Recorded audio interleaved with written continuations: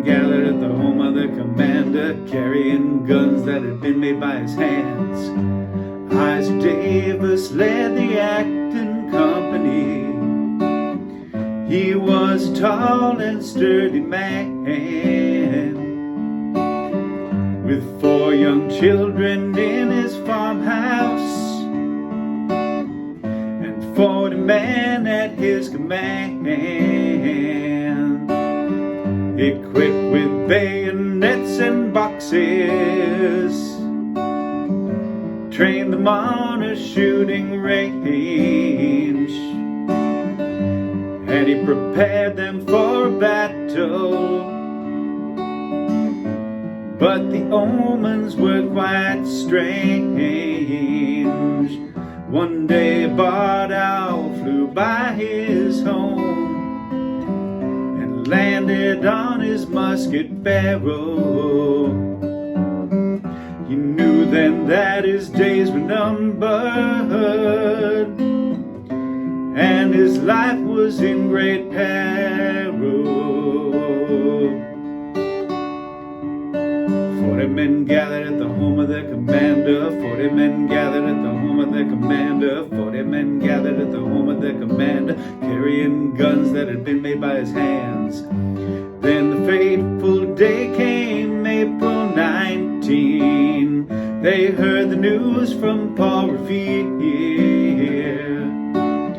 that Colonel Smith and 700 British regulars were marching from Boston to Concord Square. And he called upon the Minutemen and said goodbye to Hannah, his wife. Take good care of the children, for I may soon leave this life. And they marched together over Strawberry Hill, saw the apples and the pears blooming and blossoming in the still of the cool April air. 40 men followed at the foot of their commander. 40 men followed at the foot of their commander. 40 men followed at the foot of their commander. 40 men followed at the foot of their commander, walking 5 hard miles down country roads towards the Concord River Bridge, where they saw the British regulars as they passed over the ridge. Captain David Brown from Concord saw Isaac Davis looming large, with their bayonets and cartridges. Will you lead the first charge? I have not a man afraid to go, said Isaac Davis to David Brown. And so he led the first attack, and his men followed him down. 40 men followed at the foot of their commander. 40 men followed at the foot of their commander. 40 men charged at the foot of their commander. 40 men charged at the command of their commander.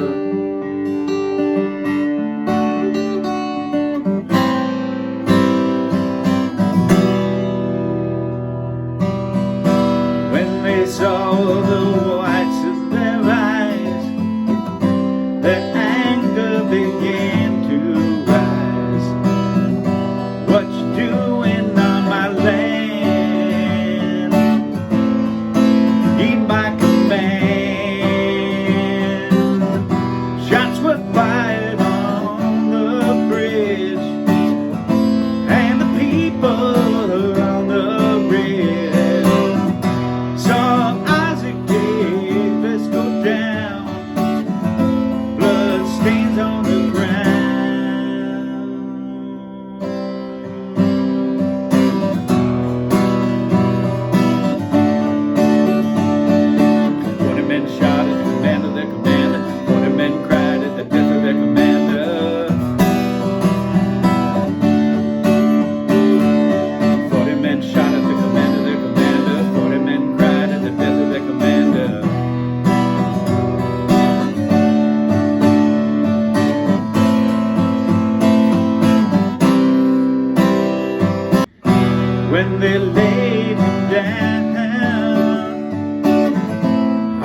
cold hard ground, brought his body back to rest in his home in Acton, Massachusetts. 40 men cried at the death of their commander. 4 children cried at the death of their father. 40 men cried at the death of their commander. 4 children cried at the death of their father. 40 men cried at the death of their commander. 4 children cried at the death of their father. 40 men cried at the death of their commander. 4 children cried at the death of their father.